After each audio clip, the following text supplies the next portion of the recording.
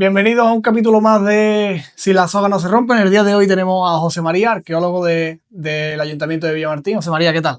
¿Qué tal? Buenas. ¿Cómo estamos? Bien, bien. ¿Mucho frío? No, bueno, tú sabes, el tiempo normal y de las fechas que estamos. Afortunadamente no hace calor, porque sería lo raro. Bueno, aquí en verdad tenemos, yo siempre lo digo, tenemos 4 días de frío en sí. enero y 4 días de frío en febrero y ya luego Y se acabó, sí. se acabó. El otro día, de hecho, en la última entrevista tuvimos que poner la calefacción con Aurelio y hoy Hoy por de lo menos se momento ve que no, ¿no? se está bien, ¿no? Se nota en el exterior que se Bueno, pues está bien. aprovechamos también, que de hecho tú lo has comentado, para darle las gracias públicamente a Modesto por cedernos estas instalaciones, los apartamentos O Martín, que son unos apartamentos fantásticos para cualquier persona que quiera venir a Villamartín, de visita, que tenga invitados o lo que sea. Están muy bien situados también, y en Booking podéis encontrarlos. Bueno, José María, pues nada, el hecho de invitarte, simplemente ya conoces la idea más o menos, ya Sí. llevamos como 14, 15 capítulos, ya Carlos te ha contado también, Carlos no puede estar hoy. Y bueno, pues la idea es escucharte en este caso a ti un poco, que nos cuentes esa parte que mucha gente no sabe ni que existe en Villamartín, ¿no? De arqueología, de que también tiene un departamento en ese sentido Villamartín. Y también me gustaría aclarar una cosita, porque como esto ya está cogiendo un poquillo de carrete y ya pues mucha gente se está interesando en venir, yo quiero ir. Nosotros estamos encantados de recibir a todo el mundo, pero claro, todo el que venga tiene que tener una historia que contar o tiene que tener cierta relevancia en algún campo, porque no consiste en mi padre cumple 60 años, quiero que le hagamos un homenaje, ¿no? Su padre tiene que ser alguien que, bueno, pues que tenga cierta relevancia en algún campo, que haya tenido una actividad notoria en su vida, o en el campo de su profesión, de algo altruista que haya hecho, cualquier cosa. No escribidme a mí directamente, porque yo no soy quien lleva el tema de los invitados. Tenéis el correo electrónico, si la soga no se rompe, @gmail.com. Ahí podéis escribir la idea, un poquito el currículum, contar quién es la persona que proponéis para que venga, y estaremos encantados de valorarla y de traer a toda la persona que pueda sumar algo. Pero bueno, como decía, José María, yo lo que quiero hablar contigo es sobre todo, pues bueno, el tema del Dolmen de Arberite, de bueno, pues el poblado este que hay ahí en Torrevieja, el museo, todo lo que trasciende de ti, además de lo que tú puedas contarnos, ¿vale? Primero de todo, yo me he informado un poquito y tú llegas a Villamartín con el tema del dolmen. Yo llego a Villamartín con el tema del dolmen a final del año 96, con un contrato, en principio con un contrato con Mancomunidad para, digamos, retomar o lo que se denominaba entonces la puesta en valor del dolmen de Alberite, que como sabéis se había excavado unos años antes, en el año 93.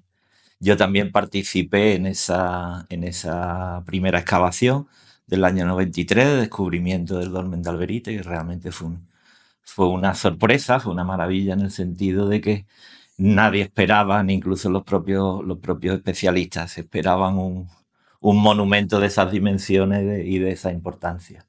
Entonces yo participé, como digo bien, en el año 93 en esa excavación. Era un recién licenciado prácticamente. Al año siguiente en un proyecto de investigación que lideraba el antiguo director del Museo Arqueológico, Museo Municipal del Puerto de Santa María, Francisco Giles.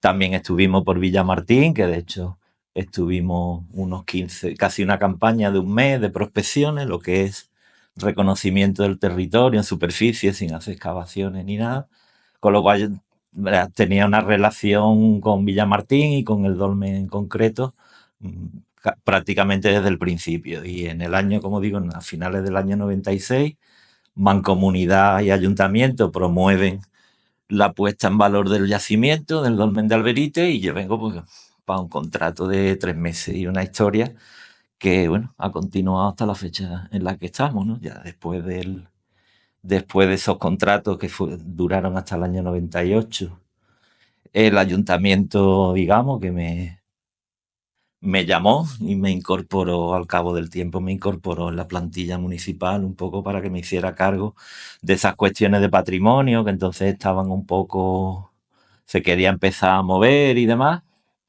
Y ya después, bueno, pues no solamente eso, sino que ahora mismo pues soy el responsable de la biblioteca, de esos temas, de lo que pueda ser la gestión de los posibles hallazgos que se hagan tanto en la localidad como en el término municipal, que Villamartín tiene un término municipal bastante extenso.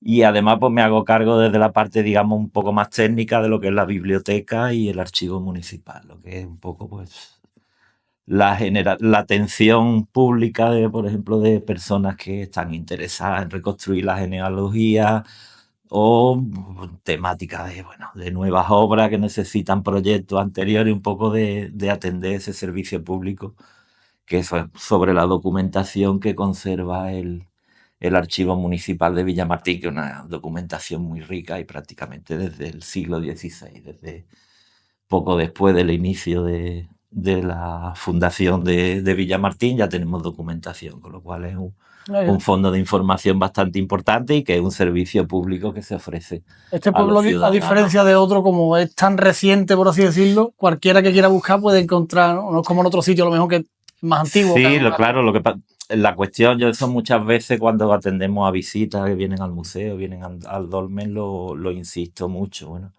la fundación de Villamartín con ese nombre es muy reciente. Estamos ahora dentro de poco, el día 4 de febrero, celebraremos el aniversario de esos 522 años, si no calculo mal, de la fundación de Villamartín, pero eso no significa 500, que 525, ¿no? Es de el 2000. 503, la fundación fue el 4 de febrero de 1503, digamos, los papeles ya firmados y tal, y estamos El 25, ¿no? en el Son 25, 526, ¿verdad? Ya 522 verdad. años, ¿no? Si, no, Tú si, estás las, más, más si ligero de matemáticas. las matemáticas no nos fallan, ¿no? Entonces, como decía antes, es una fundación moderna, pero eso no es óbice para que otras sociedades anteriores hayan estado usando como sitio de asentamiento el propio Villamartín. Es un poco las razones de que se haya intervenido arqueológicamente también a lo largo de estos años en la Torre Vieja, en el espacio que está sin urbanizar de la Torre Vieja,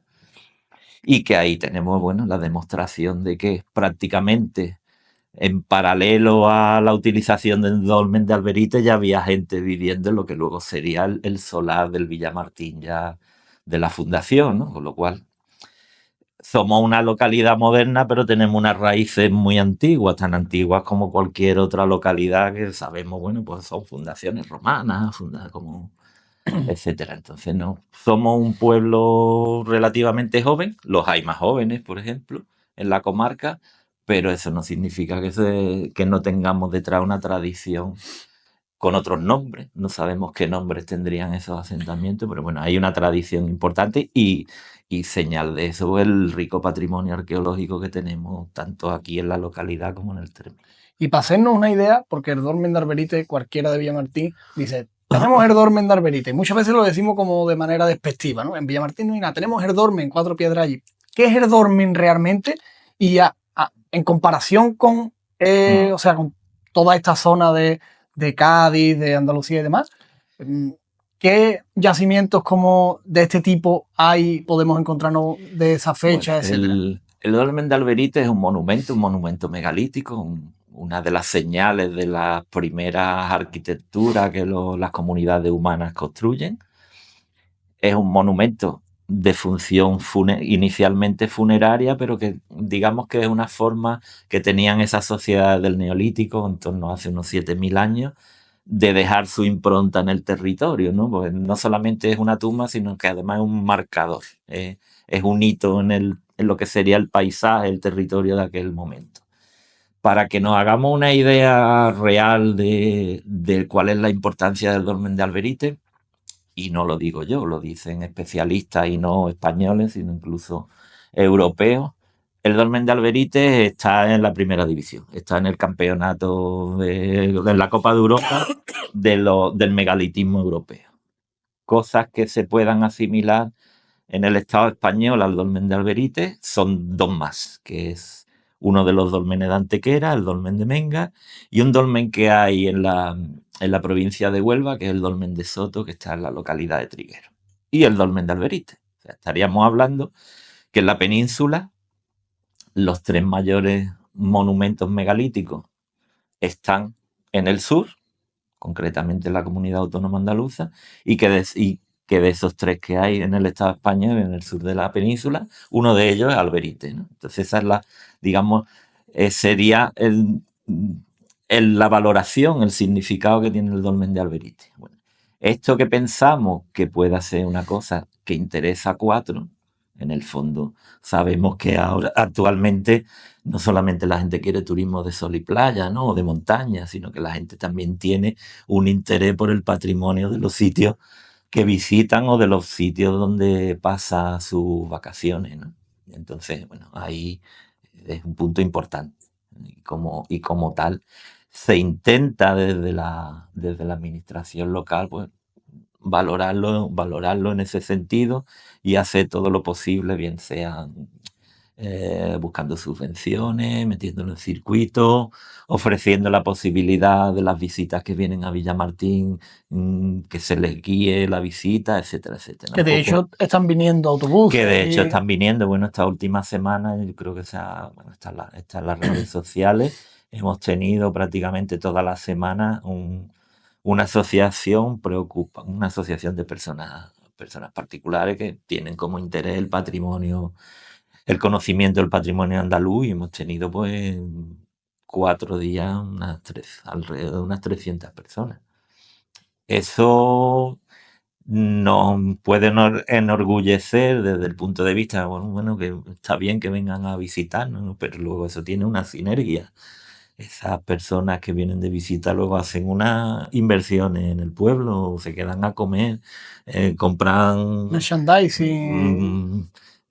los pasteles de Moreno, el queso de José Antonio Holgado, bueno, Sí, que al final es bueno para el pueblo. es bueno para el pueblo, ¿no? Entonces, De hecho, yo lo sé porque Tarteso me lo ha dicho, el Darío me ha dicho, pues, si vas a entrevistar a José María, pues están viniendo autobuses, quieras que no, entran en la tienda, compran claro, esto, claro, compran lo eso son otro. lo que es una palabra esa tan, eso es las sinergias, ¿no? Cómo eso mueve toda una desayuno, bueno, eso da vida, Da eso vida. vida, eso da vida.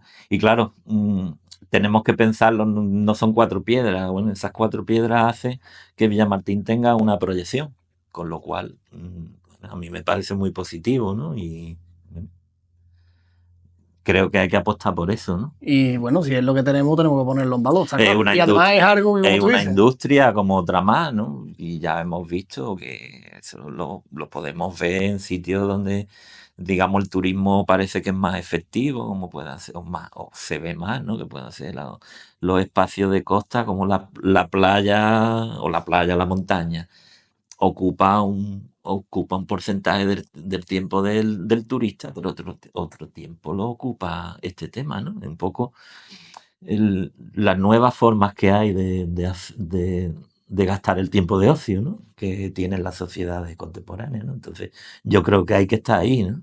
hombre, claro, si tú, por ejemplo, tú haces un viaje, yo qué sé, a París, por ejemplo, tú Mm, luego te metes en Civitati y te mm, dan opciones de excursiones a sitios a lo mejor que están a 1 hora o 2 horas. Y pues, si seguimos en esta línea, quizás el día de mañana, pues también, hombre, va a ser muy difícil que alguien de fuera, de muy fuera, vaya a venir concretamente a Villamartín, pero mm. los cruceros que vienen a Cádiz y todo esto, pues a lo mejor puede ser una excursión, el poder venir aquí, el poder conocer el Dormen, el poder conocer la historia que tiene el Dormen, o si se pone en valor el día de mañana y se reactiva un poquito el tema de lo de Torrevieja. Yo creo que eso, que es lo que tú dices, tenemos que echar cojones con lo que tenemos, ¿no? No, un poco, claro, un poco hay que, hay que pensar, bueno, estas cosas las englobamos dentro del patrimonio, la misma palabra significa.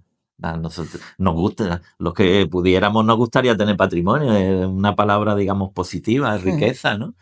Pues entonces pienso que es una de las cosas que bueno, en las sociedades contemporáneas hay que apostar por eso, porque genera, como hemos dicho, una serie de influencias en otras cosas que pensamos que pueda ser beneficioso para la sociedad en conjunto, para la localidad en conjunto, ¿no? ¿El dolmen de qué año se data? O sea, ¿cuántos años hace El dolmen está datado con las técnicas modernas que hay ahora, que una de ellas el carbono 14, que tal vez la que nos suene más. Está datado en torno al 5100, 4900 antes de Cristo, lo que significa que tiene entre 2000 6 y años 7.000 más, años? entre 6 y 7000 años, ¿no? Entonces, bueno, y además es una de las muestras de esa primera arquitectura. Estas sociedades son sociedades agropecuarias, son sociedades neolíticas de productores, siembran y tienen ¿Ahí era ya ganadería. Homo sapiens o era Sí, todavía? sí, no, ya somos sapiens humanos modernos, anatómicamente modernos y ya muy con una economía de producción. Entonces son sociedades, digamos que es la primera arquitectura de los seres humanos es esa, ¿no? Yo siempre suelo poner el ejemplo de que mientras que construyen esos edificios que están pensados para que perduren en el tiempo, ellos normalmente viven en cabañas de materiales vegetales, ¿no? De paja, de adobe. O sea que esa arquitectura, digamos que es la primera muestra de cómo los seres humanos construyen cosas, ¿no? Y también comparamos muchas veces para que nos hagamos un poco la idea de la importancia de esas cosas, que es mucho más antiguo que las grandes construcciones egipcias y tal, ¿no? Son 2000, Claro. 2000 años más antiguos, ¿no? Y hay que valorarlo desde ese punto de vista, que son sociedades todavía bastante primitivas, tienen una organización prácticamente tribal y etcétera. Sí. Son sitios muy interesantes. Y el hecho de que estos tres yacimientos estén en Andalucía es porque todavía el Homo sapiens venía de África, ¿no? Poblaba en África y estaba a lo mejor No, pero bueno, empezando esto a estamos expandirse. ¿O? hablando ya de muchos miles de años después. El Homo sapiens se expande desde África en torno al 100.000. Ya está Estamos por todos hablando, lados. ya está por todos lados prácticamente. Pasa a Oceanía, que es al continente Australia, Mm. pasa en torno al 40.000 antes del presente, según las nuevas investigaciones, y ya estamos hablando de mucho después, pero bueno, sociedades todavía muy prehistóricas, Sí, ¿no? pero es curioso que estén en la. Lo mismo eran Sí, bueno, las mismas tribus. tenemos que tener en cuenta también otros condicionantes, el clima en el sur de la península siempre ha sido más benigno.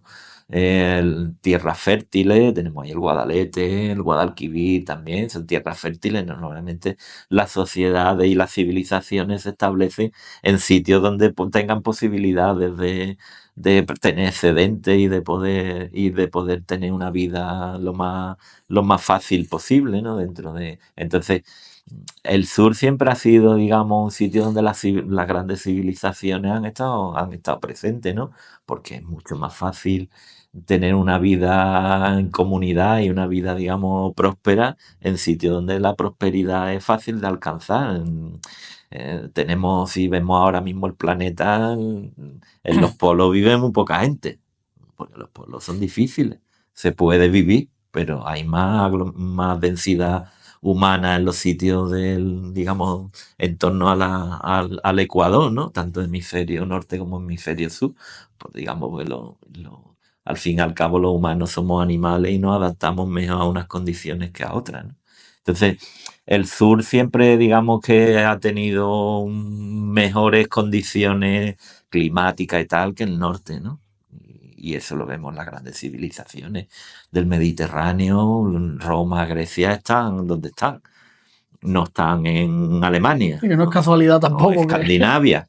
Son sitios, aquí, por ejemplo, para poneros un ejemplo, aquí se está haciendo agricultura en torno al 5500 y en Dinamarca tenían problemas en el siglo XVIII, tenían tierras que no se podían cultivar, que no, con los medios ya del siglo XVIII, ¿no? Entonces, lo tenemos que ver desde ese punto de vista, que estamos en una región privilegiada, ¿no?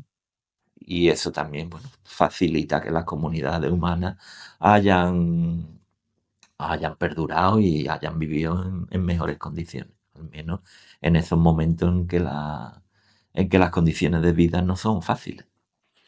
Y bueno, del, del poblado El poblado de Torrevieja, ¿qué puedes contarnos Del acerca de él? poblado de Torrevieja, bueno, eso es como les comentaba anteriormente, digamos, que la fundación de Villamartín tiene en torno, pues eso, como sabemos todos, de hace unos 522 años. Pero bueno, esas condiciones, que el espacio geográfico, muy cerca del Guadalete, en una intersección de caminos, tenemos que pensar, por ejemplo, que por mitad del pueblo actual pasa una de las cañadas, uno de los caminos, las cañadas reales, que eran los caminos, por decirlo, las autopistas de la época, pasa por mitad del pueblo. Era la cañada real que conectaba Sevilla con Gibraltar.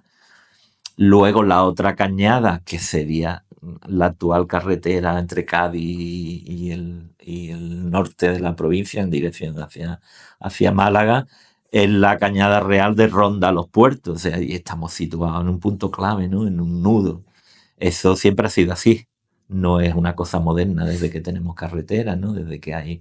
Eso ha sido siempre así. Entonces, ha sido un sitio donde se podía, como decía antes, ¿no? Las sociedades pues tenían acceso al agua, no ya del propio río, sino de fuentes, etcétera. Son sitios privilegiados.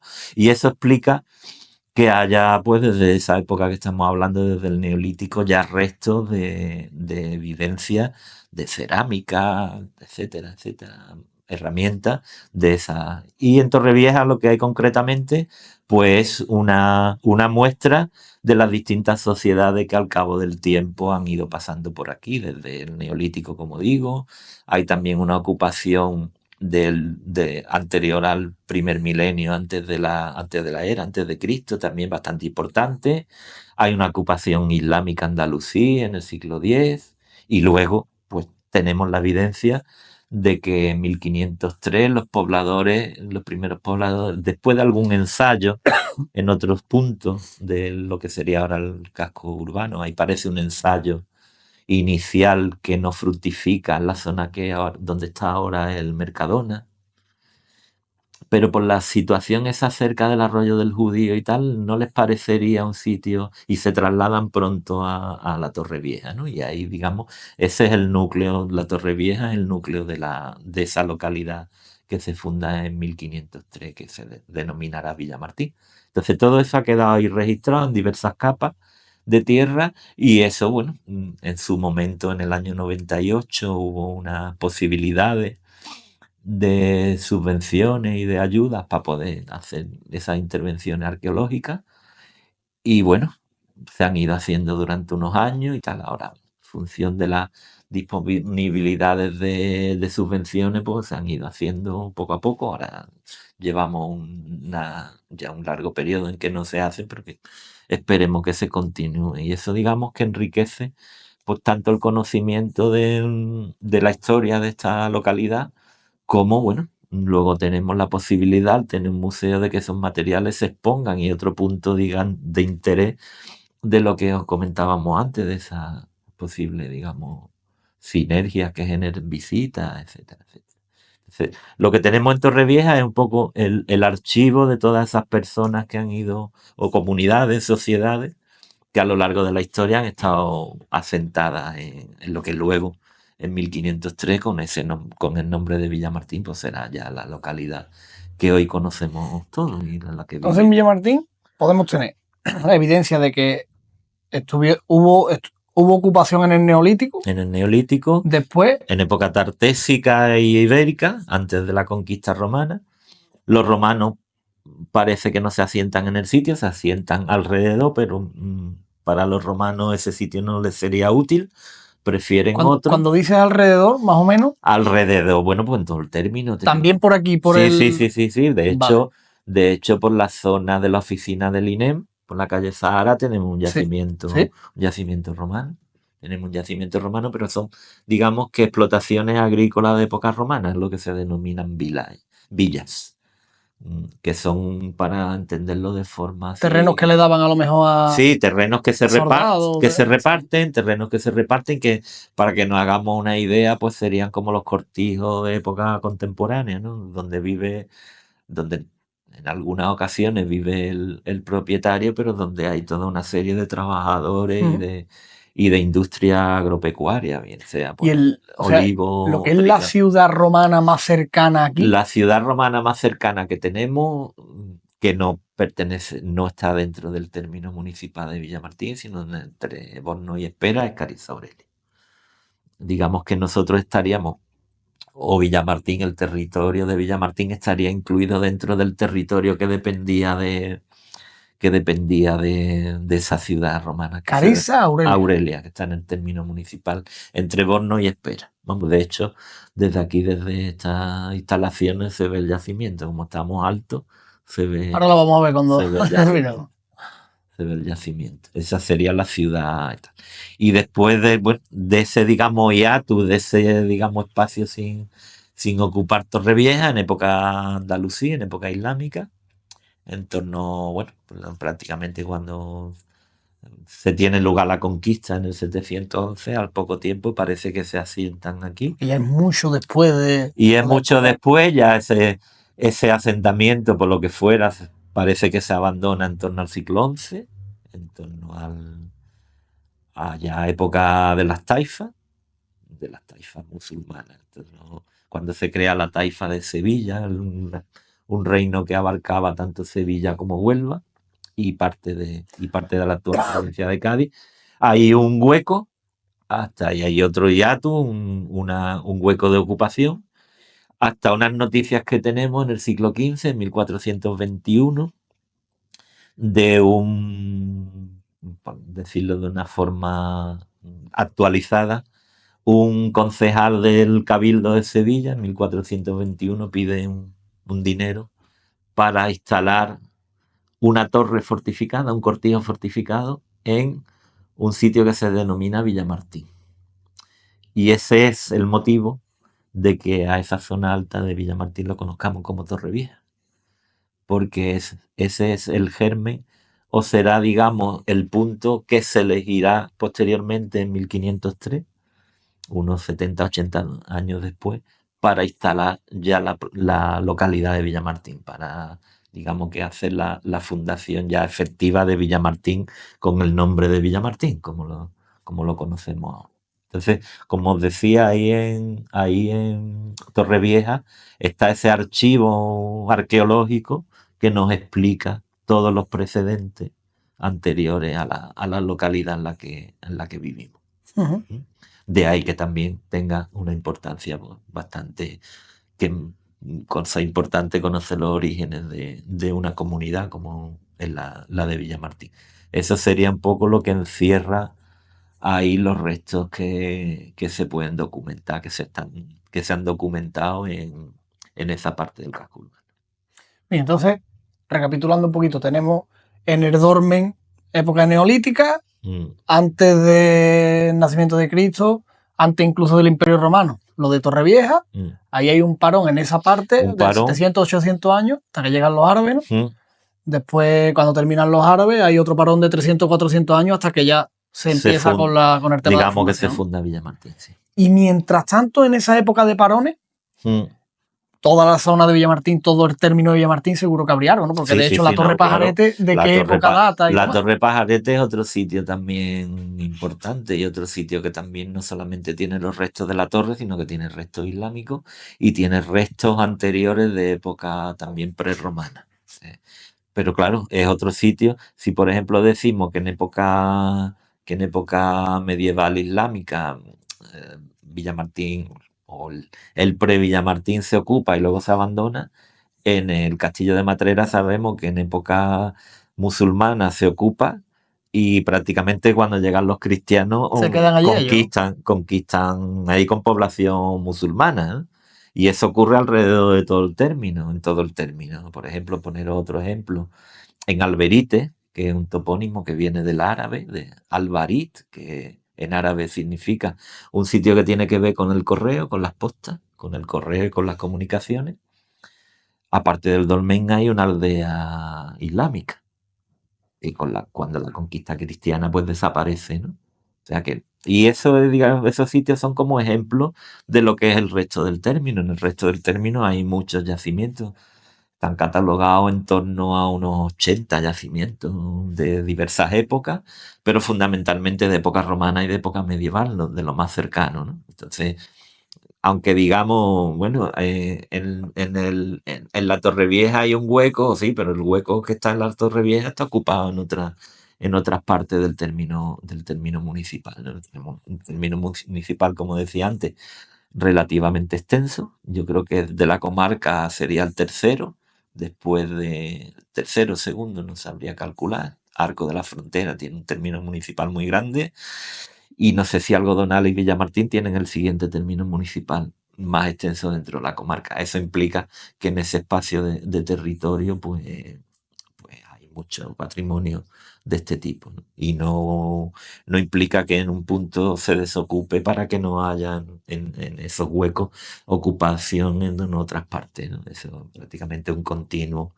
eh, Lo que pasa que cada sitio tiene unas condiciones y tiene una historia diferente, ¿no? Ese sería un poco el... Realmente aquí no... Una vez que la sociedad desde el neolítico se establece, ya prácticamente la Es lo que continuidad dice, es estando donde está y es estando inevitable que... inevitable. No hay, por lo que conocemos, no hay grandes cataclismos en esta zona que hagan cortes radicales de población a lo largo de la historia. Y bueno, respecto a la Torre Pajarete, eh, antes de los romanos, me dice que es la primera vez que se crea allí algo como una torre de Sí, vigilancia, ¿no? parece que hay una torre de vigilancia en poblado de época prerromana, por los datos que tenemos de esos trabajos de prospección de superficie que hemos hecho. Desafortunadamente no se ha hecho ninguna investigación arqueológica digamos, de excavación, no Ujú. de prospección de superficie, que así se han hecho, porque se hacen en diversos, en función de intereses, digamos, urbanísticos, cuando hay cambio de planeamiento y tal, o porque tenemos unas herramientas de protección que son los catálogos, que nos permite, digamos, pues ver qué yacimientos corren más peligro, que puedan tener intervenciones más o menos que tengan afectaciones por obras públicas, etcétera, etcétera. Tenemos esos medios que son los catálogos. Y eso nos permite, bueno, saber dónde están, en qué condiciones se encuentran, si hay, como decía, peligros que pongan condiciones que pongan en peligro la conservación, como puede ser, como ocurrió desafortunadamente con el castillo de Matrera hace unos años, que la falta de, digamos, de mantenimiento hizo que prácticamente el castillo se derrumbara y hubiera que hacer una obra de salvamento prácticamente para que esos restos no desaparecieran del todo, ¿no? Entonces hay diversas cosas que nos permiten, bueno, tener una idea de qué es lo que tenemos y en qué estado está cada cosa, ¿no? Y entonces allí, una vez que llega la época romana, también se asientan los romanos allí. Mm, Después todo el mundo se ha ido asentando Todo el allí, mundo se utilizando aquel entorno, ¿no? utilizando aquel entorno. Lo que pasa que lo más, digamos, lo más significativo es pues toda la construcción de época medieval, tanto de medieval islámica como de medieval cristiano, que es lo que realmente vemos ahora, ¿no? Tanto la torre como el recinto amurallado parece que son de época ya cristiana, Y después de la aquello conquista. forma parte de lo que era la frontera. Claro, claro, la explicación de ese punto y por qué ese punto se fortifica era porque eso era como una punta de lanza en el territorio del contrario. Para que lo pensemos, para que nos hagamos una idea de en el siglo XIII cómo se organizaban las cosas, hemos de pensar que el Guadalete servía como una especie de frontera, ¿no? En la margen derecha, digamos, al norte de Villamartín, sería los reinos cristianos, el reino de Sevilla, una vez que los castellanos conquistan Sevilla en 1248. Y al otro lado, digamos que ahora estaríamos en terreno musulmán. Ahora tenemos el Guadalete. ¿Dónde está? El castillo de Matrera es como una punta de lanza en el territorio, en la frontera, pero dentro del territorio del enemigo, si lo vemos desde el punto de vista de la frontera. Entonces, un punto importante.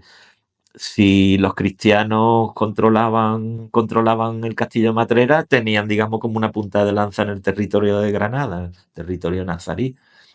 Si los nazaríes conquistaban Matrera o era posesión suya, tenían, digamos, que una punta de lanza en el territorio del enemigo. Entonces, son los espacios de frontera, ¿no? Y por eso se explica ahí la fortificación. Forma parte de un sistema de fortificaciones que hacen de vigía al territorio del contrario, ¿no? Del enemigo, por decirlo de una forma coloquial. Entonces eso explica por qué hay unas fortificaciones bastante importantes. Luego, si lo vemos desde el punto de vista, aunque nosotros localmente lo denominemos la Torre de Pajarete, es más que una torre, Castillo, es ¿no? un castillo, ¿no?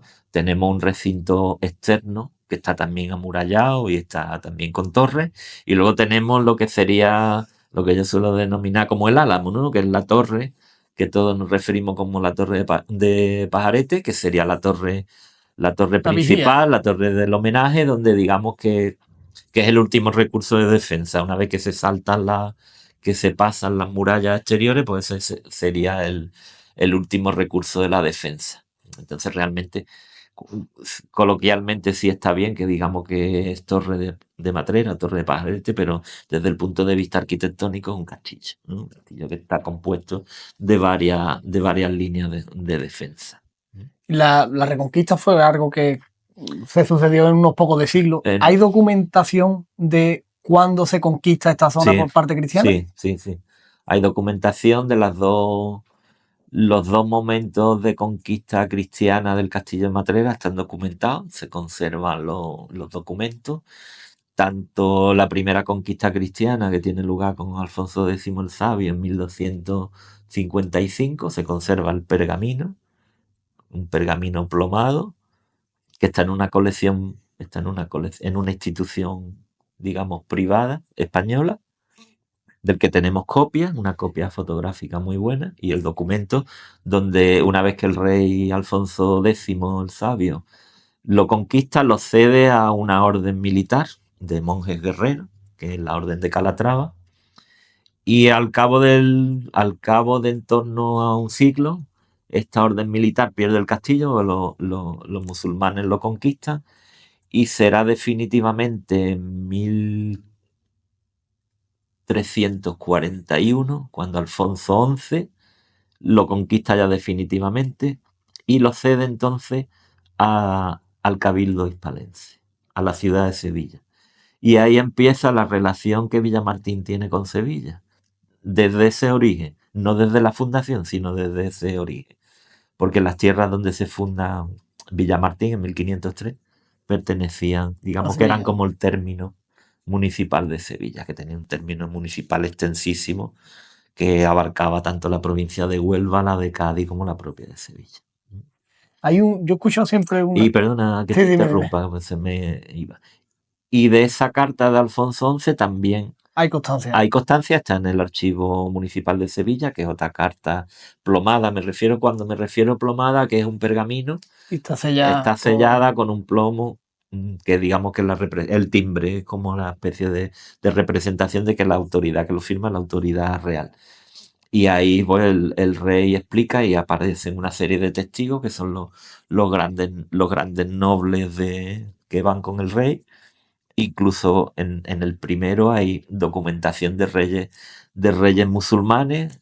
Recuerdo en el de Alfonso X que firman los reyes musulmanes de Niebla, que todavía no se ha conquistado esa parte a los musulmanes, firman como testigos. Son documentos oficiales, serían como, digamos, como documentación ahora del registro de Sí, que propiedad. está documentado, Y vaya. ese no está en una institución privada, sino que está en el ayuntamiento, el original, me refiero, está en el ayuntamiento de Sevilla, en el archivo, que también tenemos una buena copia fotográfica de ese documento. O sea, que eso sí está muy bien documentado a nivel de papeles, por decirlo de alguna forma. Que te decía antes que yo he escuchado siempre una historia que yo no sé si es verdad. Y para saber si es verdad o no, por lo que tendría que haber un documento como el que estás comentando ahora. Mm. Una historia de como de que los reyes católicos en su camino para Granada, ya en el último asalto, digamos, para la Reconquista, se alojaron aquí, imagino que allí en la Torre Pajarera, ¿no? Porque no habría otro sitio. No, pero ¿Eso es verdad o no eso? tenemos constancia. no hay constancia documental de eso. Sí se habla de, pero ya en la zona de Benaocá, de que los reyes pasan de camino a algún sitio y pasan por allí, Por Benaocá. por Está Benaocá. Está un poquillo 45 minutos. está un poquito lejos de Villamartín, por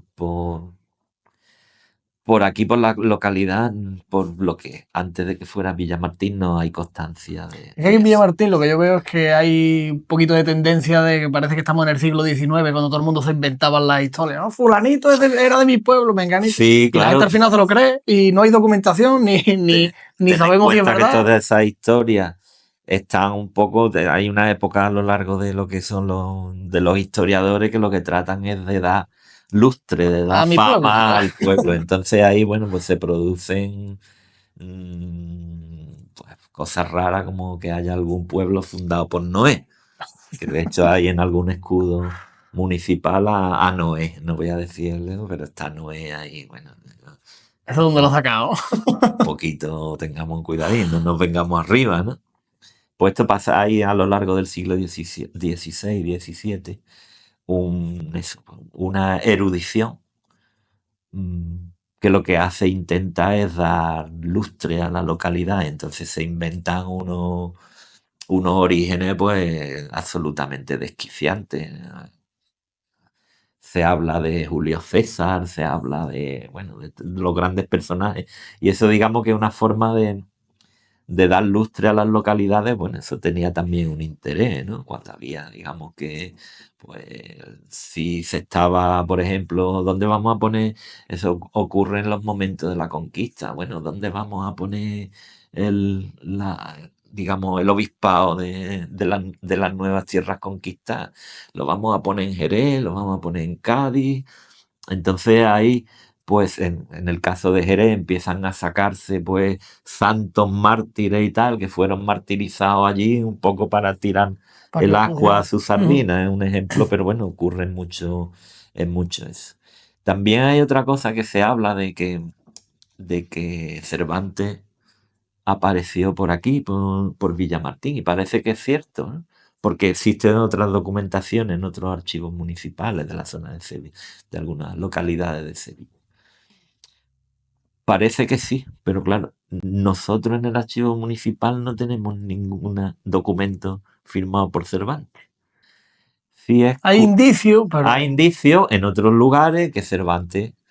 Aquí lo que sí tenemos es que al año siguiente, en 1594, sí aparece y está el documento, el que sucede a Cervantes en la faena de.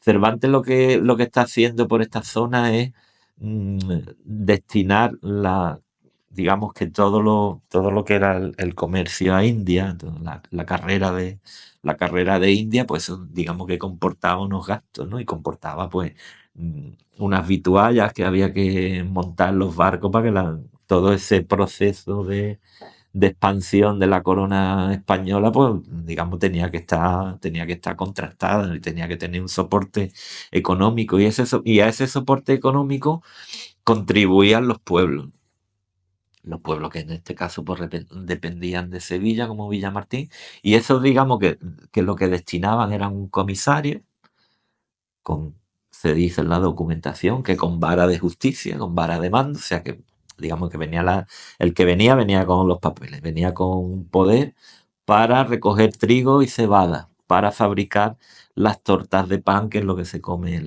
las travesías hasta América. Y la cebada era para dar de comer al ganado que transportaba, que transportaba ese grano de trigo hasta Sevilla. Entonces, Cervantes está haciendo ese papel, ¿no? De representante de la corona y va. Pues eso sabemos que Cervantes lo está haciendo en 1593. No ha quedado documentación en el archivo municipal de Villamartín, pero en 1594 el que sucede a Cervantes en el cargo sí aparece por Villamartín y sí tenemos la firma. o sea que podría haber estado Podría haber estado, perfectamente el pero año el anterior. documento no lo tenemos. O no se ha conservado o no lo tenemos, pero sí lo tienen otros archivos de otras localidades que ponen expresamente y firma Cervantes, Miguel de Cervantes Saavedra, y, y que estuvo por aquí. pero no ha quedado, en el caso de Villamartín, no ha quedado documentado. Bueno, pero es más que... Un poco de lo he sacado a colación porque es uno de los casos que se estuvo hablando hace unos años, ¿no? Y nos pusimos a buscar en el archivo municipal y desafortunadamente no teníamos el del año 93, pero teníamos el del Es del año año 94. 94. Y esto te lo voy a preguntar antes de pasar a una parte muy importante que quiero hablar contigo, que es el tema del pleito de Matrera. Pero ahora que dices esto, me gustaría preguntarte con respecto a la parroquia, a toda la época de, bueno, de cuando se crea, de cuando empiezan a venir todos los artistas, aquellos que se relacionan aquí, el tema de las imágenes, a quién se atribuyen, a quién no. En los últimos años se han cambiado las atribuciones, entonces, ¿eso es verídico? ¿Hay constancia real de quién es esta imagen, de quién es esta imagen? ¿O eso son invenciones de, como hemos hablado antes, de a quién le interese? Bueno, yo te parto desde el punto de vista que no soy especialista en esos temas, aunque bueno, tenga algo más de información. Con respecto a la participación de los grandes escultores que están trabajando en final del siglo XVI y todo el siglo XVII, que están trabajando para la Catedral de Sevilla, para la gran fábrica del arzobispado, bueno, y la relación que Sevilla tiene con Villamartín, pues es lógico que en la parroquia y en las instituciones, edificios religiosos que están aquí, pues existan toda la imaginería y todos los vasos litúrgicos de los talleres que surtían A la Catedral de a la Sevilla. Catedral de Sevilla. Yo digo siempre que en una escala, la Catedral de Sevilla, si vemos, por ejemplo, la gran sacristía de la Catedral de Sevilla, y vemos otra sacristía, la misma de la parroquia de Santa María de las Virtudes, son los mismos arquitectos, pero claro, unos estaban construyendo para y otras construían para una parroquia de una localidad, entonces son los mismos, pero son a escala, digamos, No, no escala. estamos más presentes allí, a lo mejor aquí tenían Claro, trabajadores aquí o a tenían saber. trabajadores o tenían otro y tal. Con respecto a las atribuciones, y eso hablo más un poco de lo que pues, las aficiones que tenga uno al mundo cofrade y demás. Ese ha sido, digamos, un proceso que se ha venido, digamos, se hacían normalmente atribuciones desde el punto de vista estilístico y se tenía, por ejemplo, bueno, no sé, en el caso de Jerez, que había imágenes que eran de Roldán o de la Roldana. Y luego se ha visto que con la investigación, que fundamentalmente es archivística, si no hay una intervención sobre las imágenes que nos demuestren que el escultor dejó algún indicio de que la obra la había hecho él, en qué momento, en qué año. Se han ido, bueno, estudiando los archivos, los protocolos notariales, buscando los contratos de obra y tal. Y muchas de esas atribuciones, digamos, que se hacían a escultores renombrados, pues resulta que no eran de eso, sino que eran de otros escultores que por lo que fuera no tuvieron esa fama, pero son tan importantes como los que estaban, digamos, encumbrados o estaban, digamos, muy significados la- por la historia del arte. Tan importante y con mucha obra, al final se ha ido demostrando. ¿Qué sucede en el caso de Villamartín? Bueno, en el caso de Villamartín hemos pasado por el mismo proceso de investigación. Antes se hacían las atribuciones, digamos, muy estilísticamente, un poco muy, pues Al tuntún. se parece al nazareno que hay en Utrera. Y el nazareno que hay en Utrera pensamos que, o alguien decía que era de este. Y se iba, digamos, como tirando del hilo de esa forma. Ahora no, ahora se está investigando en los archivos, los protocolos notariales, buscando los contratos de obra, ¿no? Porque todo eso llevaba un proceso muy normalizado, donde estaban los notarios, los escribanos y tal, donde se daban mm, todo el proceso, digamos, de la contratación, del pago de los materiales, de las fianzas incluso, de obras que no se terminaban y había alguien que iba como de garantía para terminarla y tal. Descubriendo esos documentos, pues sabemos la... Y otra cosa son las intervenciones, como os decía anteriormente, son las intervenciones que se hacen de restauración, que en algunos casos permite recuperar las anotaciones que los escultores o los doradores, estofadores hacían a escondidas de en qué momento se había hecho la obra, ¿no? En el caso de Villamartín no sé cómo estamos, sí he escuchado por ahí que sí hay, cuando se restauró el Cristo de Ruiz Díaz, creo que hay por ahí algunas atribuciones un poco sin documentación y otras atribuciones que sí se están documentando. Entonces un poco vamos a ver si se sigue investigando por ese lado y seguramente algunas se confirmen y otras no aparezcan dentro de la calidad que se atribuye a otros escultores renombrados, pues a lo mejor mm, no son de ellos, sino que son de otro escultor Que igualmente bueno, porque que los son igualmente es buenos. bueno, Lo que pasa es que no tiene el mismo nombre, a lo pero que mejor. no tiene el mismo nombre porque ha sido desconocido, porque tenía costumbre de no firmar obras, porque a lo mejor Era iba trabajador de otro y no trabajador podía de firmar. otro, no firmaba, firmaba el maestro principal y él hacía el trabajo pero no Yo, por ejemplo, firmaba. el resucitado yo siempre he escuchado que era de Jerónimo Hernández por su Jerónimo parecido Hernández con parece Pedro que de tiene Sevilla, varias pero ahora cosas se de le la atribuye a parroquia. Pedro Roldán, por ejemplo. Es lo que me hace a mi duda. Bueno, esto se está atribuyendo, pero esto hay datos, esto te Claro, lo has inventado tú, tenemos que esto... ver siempre en ese tipo de historias una cosa, de la cuestión desde el punto de vista de historia del arte, del estilismo. Se habla también de Martínez Montañés, alguna También. figura, alguna imagen. Y otra cosa es la documentación, que usted me muestre que ha encontrado en un protocolo de archivos notariales, ha encontrado un protocolo donde está el contrato de obra de tal escultor, dígase Jerónimo Hernández, Martínez Montañés, de una Ocampo también, figura ¿no? Ocampo, Francisco de Ocampo, mm, una escultura de tal con destino a la parroquia de tal o con destino al convento de San Francisco o a la iglesia de la Angustia. Entonces, claro, hay que preguntar, bueno, ¿y usted qué es una atribución estilística o documentada con el contrato?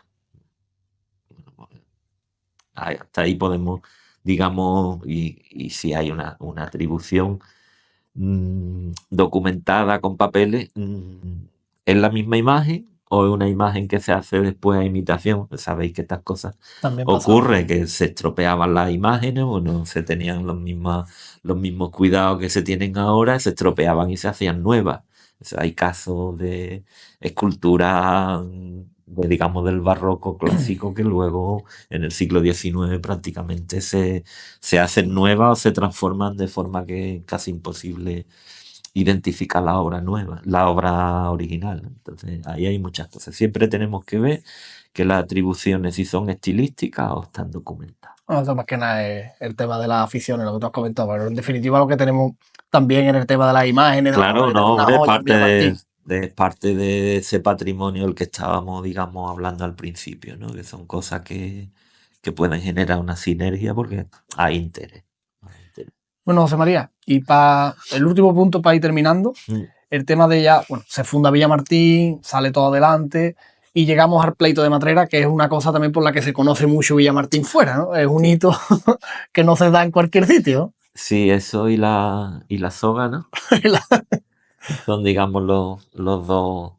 Realmente el pleito no está. El pleito se ha estudiado, pero realmente falta un estudio, digamos, más general de todo el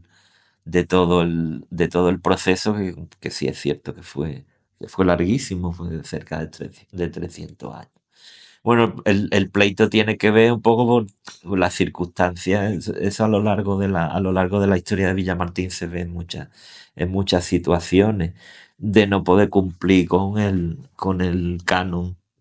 El origen está en no poder cumplir con el canon por una circunstancia, un contexto muy complicado, la primera década del siglo XVI, de malas cosechas, epidemias, eso sí, hay una publicación de uno de del Premio Histórico Literario Castilla de Matrera, bastante reciente, de todas las olas de peste que asolan a Villamartín a lo largo de su historia, desde que la funda. Llega un momento incluso, según los estudios de Juan José Gómez Vidal, de ese libro que os comento, en este punto de desaparecer, ¿no? circunstancias eso, relacionadas con Muchas muertes, las ¿no? malas Además. cosechas, las epidemias, que eran brutales. Y es, digamos, el inicio del pleito tiene que ver con eso. Llega creo que en 1511, los primeros pobladores no pueden pagar ese canon del millón de maravedíes y por esas circunstancias. Y Sevilla lo que hace, bueno, Sevilla lo que ha montado, Sevilla, ahora nos parece, digamos, un eso, pero en Sevilla lo que ha montado es un negocio con la fundación, unas tierras que eran ese campo de Matrera que los diversos poderes locales, dígase el duque de Arco, la condesa de los Molares, le están quitando a Sevilla, o están usándolo sin que Sevilla se beneficie.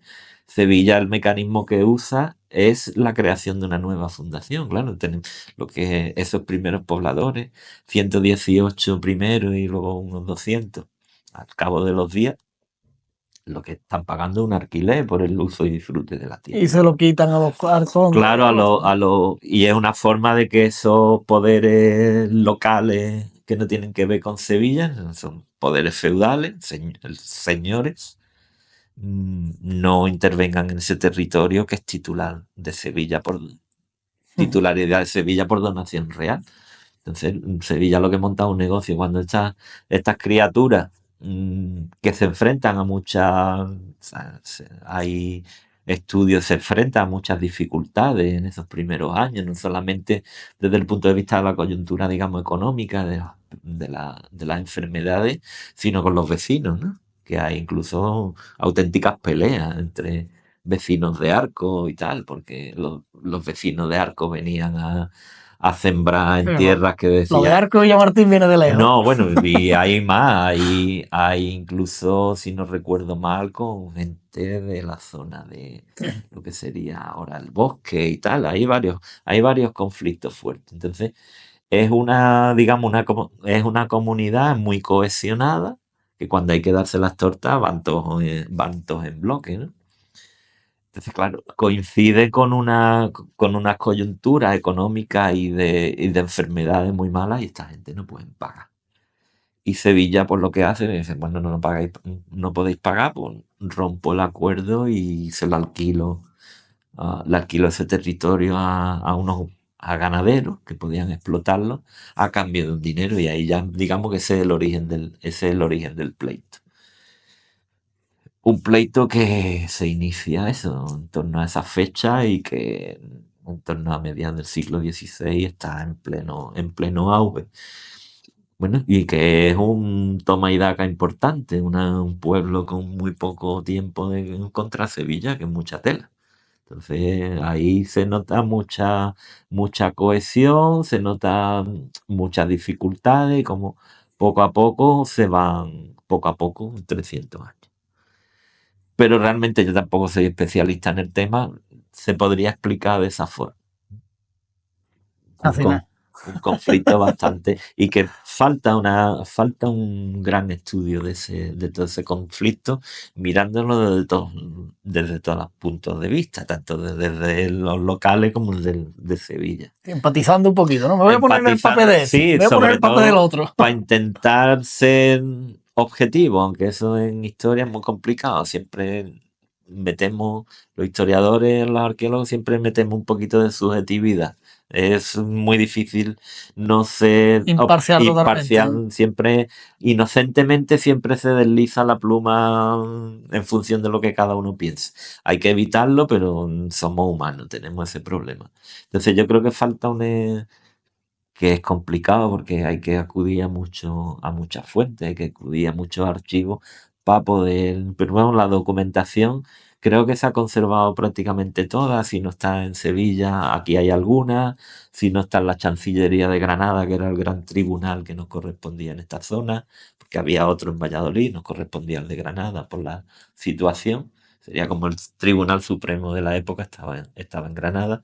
Hay mucha documentación, pero entiendo que es una empresa complicada el estudio de tanta documentación y de tanto tiempo, porque el proceso judicial creo más largo de la historia. Sí, de hecho tú lo pones en internet y te sale del Sí, te tirón en sale Google. del tirón, te sale del tirón. Eso no hay, digamos que es una de las cosas que destacan a Villamartín, lo del pleito.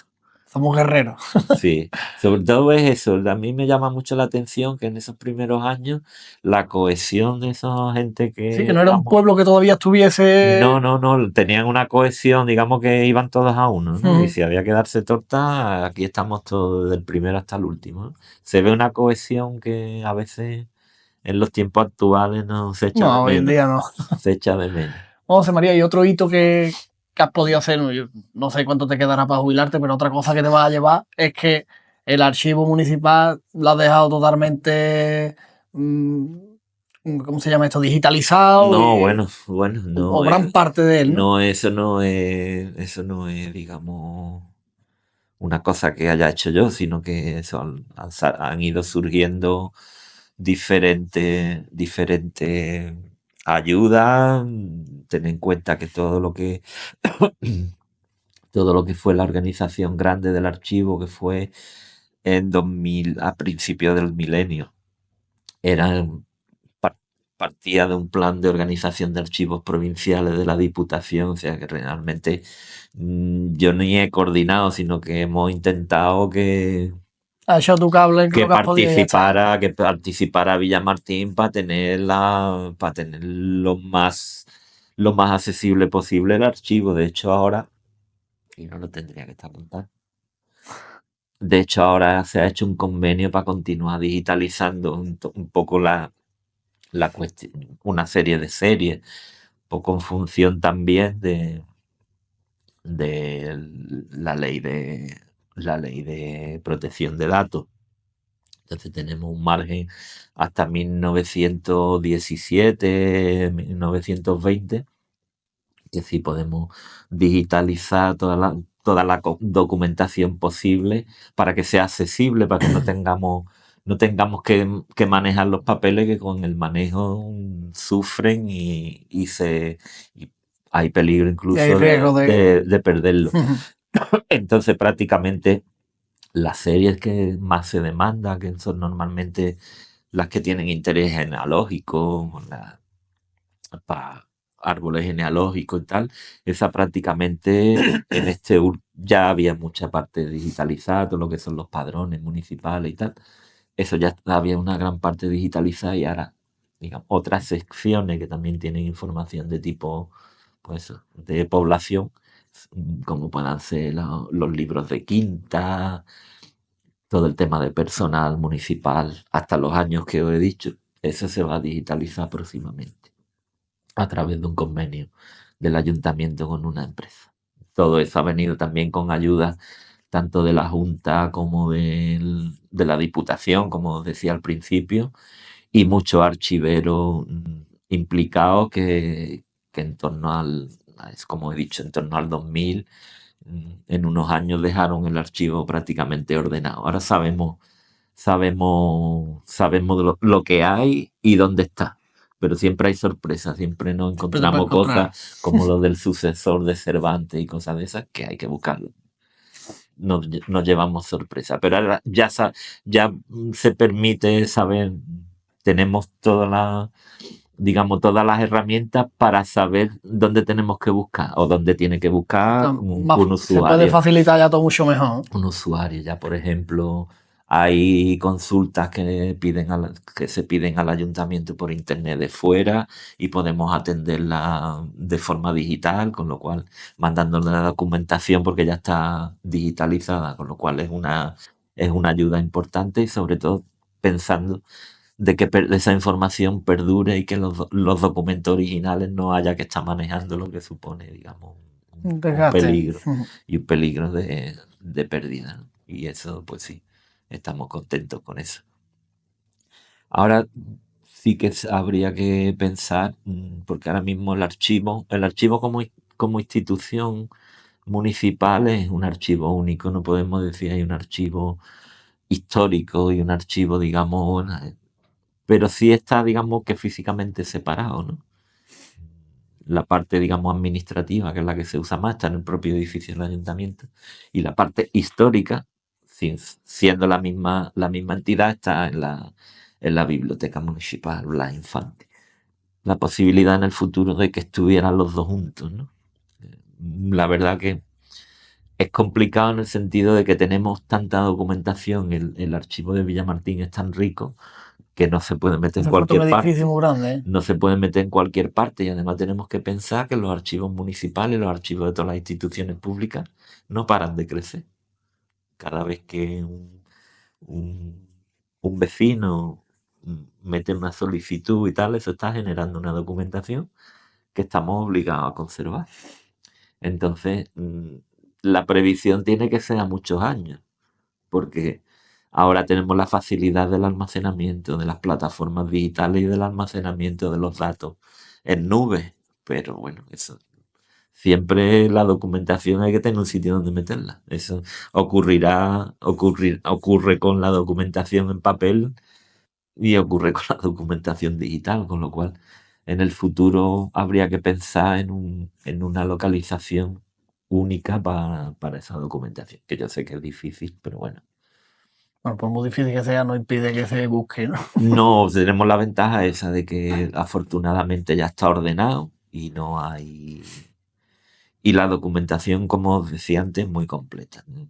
Faltan los primeros años, pero eso puede ser porque la documentación se está moviendo mucho y la más antigua, la más frágil, pero hay series que son continuas, prácticamente desde finales del siglo XVI todas las series son continuas.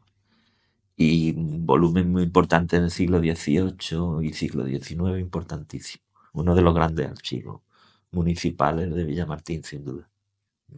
Muy bien, José María, pues nada, ha sido un placer. Nada, Ha sido un placer. igualmente está muy, muy cómodo con la entrevista. Esperemos que este capítulo lo vea mucho porque tiene mucha riqueza, sobre todo para que podamos hablar de nuestro pueblo con propiedad, que tenemos mucho que contar y mucho que enseñar. Así que aquí es donde hay que aprender de gente que se ha podido, bueno, que ha descubierto prácticamente casi todo lo que Bueno, podemos decir hoy de Villamartín, ¿no? no, tampoco. Hay mucha gente que está trabajando desde otro, Sí, todavía de quedaremos por otro descubrir muchas lugar. cosas, está claro. Yo nada más que se ha aportado el granito de arena en la medida de las posibilidades de cada uno. Muy bien, pues quiero antes de terminar comentar una publicación que hicimos el otro día en Instagram y es que estamos buscando un social media, un community manager, ¿vale? Y bueno, para dejarlo un poco más claro, no es una oferta de trabajo porque no va a haber ningún tipo de sueldo, yo no cobro, Carlos no cobra, de hecho esto nos cuesta el dinero y el tiempo, pero bueno, sí que es una oportunidad para cualquiera que quiera formar parte de esto, de este proyecto que es muy ilusionante porque creamos contactos como por ejemplo hoy con José María, que yo nunca había hablado con él en persona, pues ya lo conozco y conocemos historias muy personales, además de que lo que sí nos comprometemos es en que la persona que entre en nuestro equipo le vamos a enseñar desde cero a que sepa perfectamente todo en cuanto al tema digital, al tema de redes sociales. Yo tengo una experiencia de hace 4 años, he invertido ya muchísimos miles de euros en mi negocio y lo estoy aplicando aquí. Por lo tanto, simplemente es delegar en alguna persona que tenga ese entusiasmo, delegarle y enseñarle todo lo que sabemos para que también pueda aplicarlo el día de mañana en cualquier otro proyecto que tenga a nivel personal. Así que todas las personas que estén interesadas podéis escribirnos por las redes sociales, a mi número personal, al número personal de Carlos o al correo electrónico si la soga no se rompe @gmail.com. Muchas gracias, José María. Nos vemos en el siguiente episodio.